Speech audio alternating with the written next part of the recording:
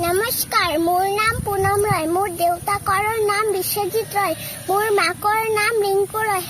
মোৰ ভাইৰ নাম ঋদ্ধিক ৰয়। মোৰ বিদ্যালয়ৰ নাম এক্স চাৰ্ভিচমেন কলনী মধ্য ইংৰাজী বিদ্যালয়। মোৰ ৰোল নং 2। আজি মই এটা কবিতা আবৃত্তি কৰিম। এই কবিতাটোৰ নাম হৈছে আমাৰ গাঁও। এই কবিতাটোৰ কবিৰ নাম হৈছে অতুল চন্দ্ৰ হাজৰিকা। আমাৰ গাঁও শুনি আমাৰ ভৰা গাঁওখিনি, শুনি আমাৰ ঘৰ গধূলি মুখত গধূলি গোপাল ফুলি থাকি মনোহৰ। শুনি আমাৰ ভৰা বাৰীখনি, শুনি তামোল পাণ, শুনি আমাৰ সোণালী পথাৰ ভৰি পৰে পকা ধান। শুনি আমাৰ গাঁৱৰ পুখুৰী ৰাজহাঁহ চৰে তাত, শুনি আমাৰ ঔগজুপি মহে পাখলাই গাত। শুনি আমাৰ গাঁৱৰ চৰাই, শুনি গছৰ ফুল, শুনি আমাৰ ৰচকী পখিলা বাটৰুৱা যায় ভুল।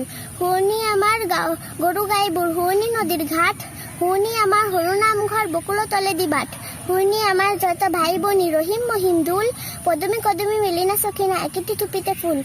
শুনি আমাৰ যত গোৱা লোক সুৱদি মুখৰ মাত, একেটি গাঁৱতে চবে মিলিজুলি পাতে মৰমৰ হাত।